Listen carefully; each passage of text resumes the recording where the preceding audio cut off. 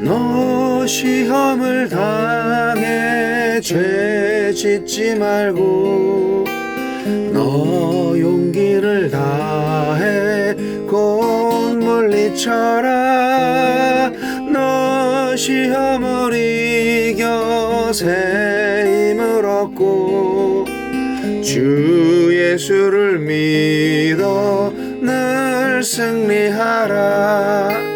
우리 구주의 힘과 그의 위로를 벨라. 주님 내 편에 서서 항상 도우시리. 내 친구를 삼가 잘 선택하고 너 언행을 삼가 늘 조심하라. 너 열심을 다해 늘 충성하고 온 정성을 다해 주 봉사하라. 우리 구주의 힘과 그의 위로를 벨라. 주님 내 편에 서서 항상 도우시리. 잘 이기는 자는 상 받으리니 너 낙심치 말고 늘 전진하라. 내 구세주 예수 힘주시리니 주 예수를 믿어 늘 승리하라. 우리 구주의 힘과 그의 위로를 벨라.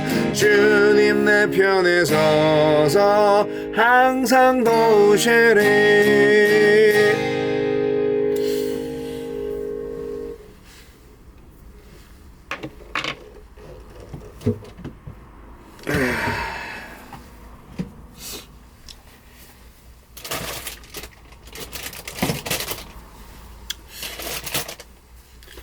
(5월 14일) 토요일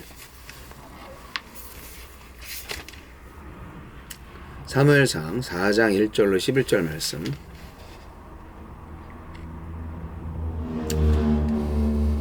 사무엘의 말이 온 이스라엘에 전파되니라. 이스라엘은 나가서 블레셋 사람들과 싸우려고 에베네셀 곁에 진치고 블레셋 사람들은 아벡에 진쳤더니 블레셋 사람들이 이스라엘에 대하여 전열을 벌이니라. 그 둘이 싸우다가 이스라엘이 블레셋 사람들 앞에서 패하여 그들에게 전쟁에서 죽임을 당한 군사가 4,000명 가량이라.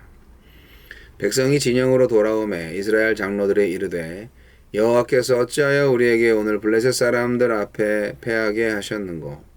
여호와의 언약궤를 실로에서 우리에게로 가져다가 우리 중에 있게 하여 그것으로 우리를 우리 원수들의 손에서 구원하게 하자 하니, 이에 백성이 실로에 사람을 보내어 그룹 사이에 계신 만군의 여호와의 언약궤를 거기서 가져왔고, 엘리의 두 아들 홈니와 비느하스는 하나님의 언약궤와 함께 거기에 있었더라. 여호와의 언약궤가 진영에 들어올 때 온 이스라엘이 큰 소리로 외치매 땅이 울린지라. 블레셋 사람이 그 외치는 소리를 듣고 이르되 히브리 진영에서 큰 소리로 외치면 어찌 됨이냐 하다가 여호와의 궤가 진영에 들어온 줄을 깨달은지라. 블레셋 사람이 두려워하여 이르되 신이 진영에 이르렀도다 하고 또 이르되 우리에게 화로다. 전날에는 이런 일이 없었도다. 우리에게 화로다. 누가 우리를 이 능한 신들의 손에서 건지리요. 그들은 광야에서 여러 가지 재앙으로 애굽인을 친 신들이니라.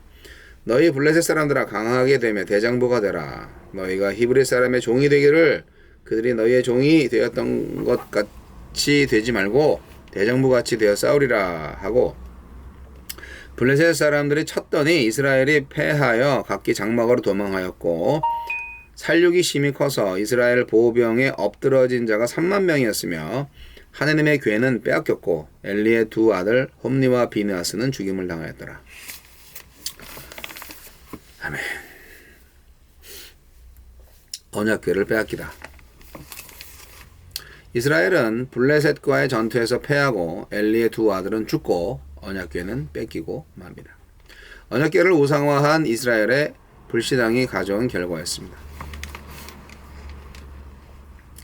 하느님은 어떤 분입니까? 이스라엘이 패하고 4,000명의 목숨을 잃었습니다. 블레셋의 승리가 아니라 말씀을 가볍게 여긴 이스라엘에게 내린 하나님의 심판이었습니다. 패배와도 같은 상실 가운데 있다면 먼저 하느님과의 관계를 살펴 원인을 찾아보십시오. 그래야 더 크고 치명적인 패배로 이어지지 않을 것입니다. 이스라엘이 챙긴 법궤에 하나님께서 임재하셨습니다. 이스라엘을 구원하시기 위해서가 아니라 심판하기 위해서였습니다. 법궤 없이 싸울 때에는 4,000명이 죽었는데 법궤를 가지고 싸울 때는 30,000명이 죽었습니다. 엘리의 두 아들 홈니와 비나스도 죽었고 결국 하느님의 궤까지 빼앗겼습니다. 하느님을 우상으로 이용한 이스라엘을 언약의 외인처럼 대하신 것입니다. 하느님이 내게 어떻게 하셨는지만 생각하지 말고 내가 하느님을 어떤 분으로 대했는지 돌아봅시다. 우리에게 주시는 교훈은 무엇입니까? 이스라엘은 하느님의 임재의 상징인 언약궤를 전쟁터에 갖고 가지 않았기 때문에 하느님께서 전쟁에 관여하실 수 없었다고 패배의 원인을 분석합니다. 만군의 여호와를 언약궤 안에 가두는 생각입니다. 하느님을 향한 태도는 조금도 바꾸지 않은 채 하느님의 능력만 이용하여 이길 생각을 하고 있습니다. 그들에게 하나님은 경배와 순종의 대상이 아니라 언제든 부리고 사용할 수 있는 우상이자 부적일 뿐이었습니다. 언약궤가 진영에 들어오자 온 이스라엘은 승리 조건을 다 갖춘 듯 땅이 울릴 만큼 환호했습니다. 반면에 블레셋은 하나님의 광야 활약상을 기억하고는 두려워했습니다. 블레셋 지도자들은 여호와를 이길 수 없다고 판단하면서도 군인들을 향해서는 이대로 물러서지 말고 강하게 되고 대장부가 되자고 독려합니다. 언약궤가 불신의 이스라엘에게는 근거 없는 자신감을 주었고 블레셋 군사들에게는 긴장과 투지를 불어넣어 주었습니다. 이스라엘이 아니라 블레셋이 승리를 위해 준비된 셈입니다. 하나님께서 대적의 편이 되는 것처럼 보일 때 하나님을 탓하지 말고 우리 자신을 뼈아프게 성찰해야 합니다. 주여 무엇을 잃든지 간에 주님만 잃지 않게 하옵소서. 네, 오늘 말씀은 아주 비극적인 사건의 이야기입니다. 블레셋이 쳐들어왔고 결국 블레셋이 대승을 거둡니다. 이스라엘이 아주 망하죠. 블레셋이 누굽니까? 예, 아주 그냥 역사적으로 이스라엘 민족이 원수 덩어리죠. 블레셋은 지중해 에게해 혹은 크레타 섬 여러 군데에서 가나안 남부 해안 지역으로 이주해온 부족 연맹체입니다. 이 사람들은 이제 그냥 약탈을 아주 주 업무로 하는 사람들이라고 해요. 기원전 13세기에서 12세기경에 이주하는 인구가 갑자기 많아지면서 강력한 군사력을 바탕으로 영토를 확장하기 시작했습니다. 그래서 이미 가나안에 거주하고 있었던 이스라엘 민족과는 불가피하게 싸움을 할 수밖에 없었어요. 가나안 남부에 거주하던 이스라엘 사람들이 블레셋 민족을 많이 두려워했습니다. 한동안 그들의 지배를 받아들이고 있었어요. 이게 사사기 15장에 기록되어 있는데 그러던 중에 이제 사사 삼손이 블레셋의 세력을 박살을 내죠. 그게 이제 사사기 16장에 있죠. 결국 그래서 블레셋을 좀 더 확실하게 없애버리자 그랬던 것 같아요. 그래서 누가 먼저 싸움을 걸었는지 모르겠지만 어차피 블레셋과 이스라엘은 항상 싸웠기 때문에 누가 먼저 싸움을 걸었다 이게 중요하지 않습니다. 그래서 오늘 본문의 말씀 안에서는 이스라엘이 그 에베네셀의 진을 치고 블레셋은 아벡의 진을 쳤다. 그렇게 되어 있습니다. 아벡은 뭐 오늘날의 그 텔 아비브예요. 텔 아비브 동쪽에 있대요. 예. 제가 잘못 읽었네. 아벡은 현대의 텔 라스 엘 아인인데 텔 아비브 동쪽에 있으며 야르콘 강의 수원지 근처에 있다. 이렇게 되어 있는데 뭐 제가 이스라엘에 안 가봐서 모르겠고 여하튼 오늘 이 말씀을 통해서 이스라엘 사람들 왜 이렇게 무지하냐 정말 무지하다 생각이 듭니다. 하나님이 예고했잖아요. 그러면 회개기부터 올려야지.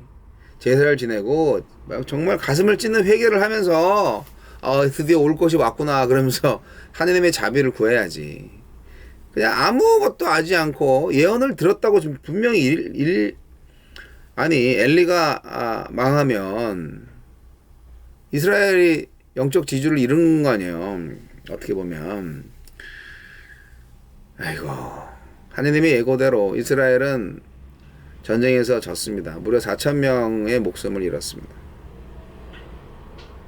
이것은 어떻게 보면은 블레셋이 승리했다기보다는 블레셋을 통한 하느님의 승리예요. 하느님의 심판이니까요. 그러니까 이걸 알고 이스라엘이 반응했으면은 살 길이 보였겠죠. 그런데 무지했어요. 이스라엘은 하느님의 계획인고 하느님의 예고, 하느님의 예언의 성취인지를 몰라요. 그러니까 오늘날에 우리가 시험 들고 여러 가지 사업에 실패하고 교회도 망하고 막 이런 여러 가지 일들이 많이 있죠. 개인적인 일들도 많이 있을 수 있고, 근데 그런 것들을 잘 살펴봐야 되면 영적인 감각을 가지고 잘 살펴봐야 됩니다. 원인이 뭐냐? 혹시 나 자신에게 있는 거 아니냐?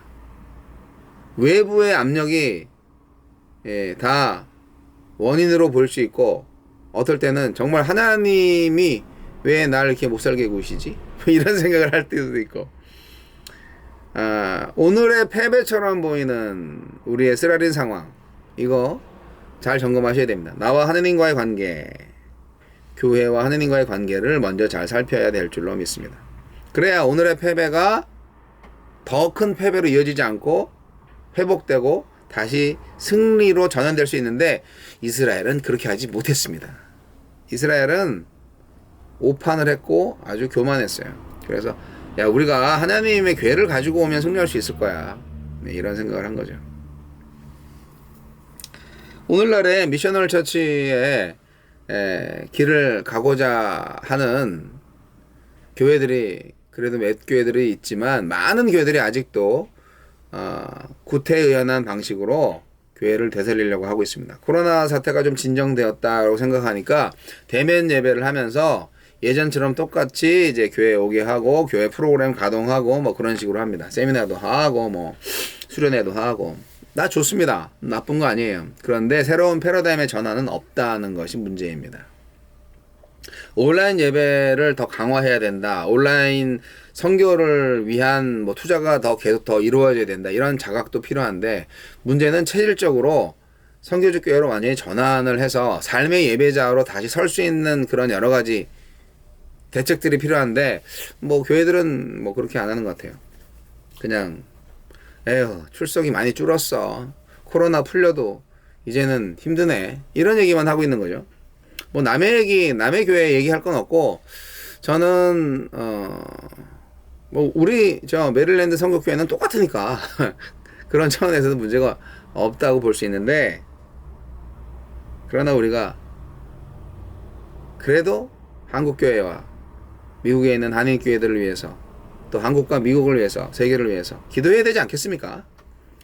그렇기 때문에 우리가 이 성경을 통해서 제대로 의미를 알고 문제가 발생했을 때 그 문제의 원인을 제대로 파악할 수 있어야 됩니다. 우리가 배우는 거죠. 그래서 오늘날 나에게 주어지는 상황도 그대로 적용할 수가 있습니다. 이스라엘 민족들은 하나님이 패하게 하셨다고 말은 그렇게 했어요. 근데 그렇게 하신 이유가 언약궤를 전쟁터에 가져가지 않았기 때문이다라고 생각을 하는 거예요. 바보 같은 이스라엘. 하나님이 언약궤에 있다 없다로 전쟁의 성패를 가리겠습니까?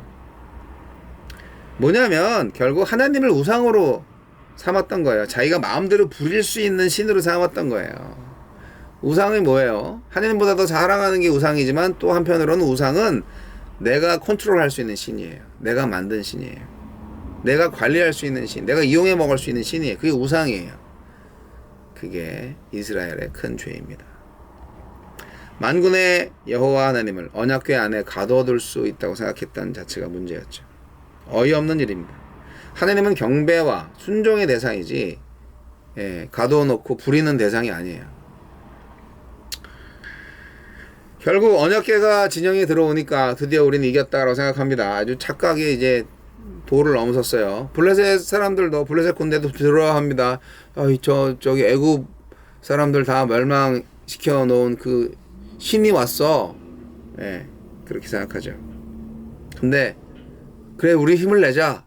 더 큰 신이 왔어. 하지만 우리 용기를 잃지 말자. 그래가지고 블레셋 군이 더 열심히 싸워서 어떻게 돼요? 3만 명이 죽어요. 이스라엘 군. 와우. 이게 하나님의 계획이었나요? 만약 그렇다면 하나님이 정말 이스라엘 뒤통수를 치신 거 아니에요? 예, 뒤통수 맞은 거 아파하지만 말고 진짜 원인을 찾으라니까. 이스라엘이 챙긴 법궤에 하나님이 임재하신 건 맞아요. 그런데 이스라엘의 구원을 위해서가 아니라 이스라엘의 심판을 위해서 그렇게 임재하셨어요. 여기 해설지에도 나오지만 법궤 없이 싸울 때는 4,000명 죽었는데 법궤가 있는 상태에서 싸우니까 3만 명이 죽었다는 거죠. 그리고 엘리와 또 그 엘리의 두 아들, 뭐 여기 엘리 얘기는 아직 안 나오지만 엘리의 두 아들 홈니와 비느하스도 죽고 하느님의 궤까지 빼앗겼어요. 네. 하느님을 우상처럼 이용한 이스라엘을 하느님이 어떻게 했냐? 네. 언약 백성으로 생각하지 않고 완전히 이방 민족처럼 다루셨습니다. 하느님이 이렇게 징계하실 때는요 무섭습니다. 하느님으로부터 징계받지 않도록 조심하셔야 됩니다. 1차 전쟁 때 회개했으면 2차 재난은 당하지 않았을 수도 있습니다. 근데 이스라엘은 그렇게 하지 않았습니다. 실수를 만회하려고 더 큰 실수를 한 거죠. 우리 인생이 이렇게 되면 정말 꼬여버립니다. 우리가 이거를 거울 삼아서 잘 생각해야 됩니다. 저와 여러분의 인생에 고난과 실패가 옵니까? 원인 규명을 잘 하셔야 돼요. 그리고 내가 잘못한 것이 있으면 반성하고 고백하고 회개해서 하느님의 마음을 바꾸실 수 있어야 됩니다. 하느님을 다시 한번 감동시켜 드릴 수 있어야 됩니다. 하느님을 사랑하십니까?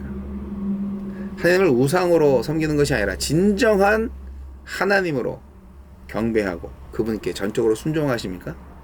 간단합니다. 제발 자기 욕심 내려놓으시고 하나님만을 따르시기 바랍니다. 그게 우리가 살 길이에요.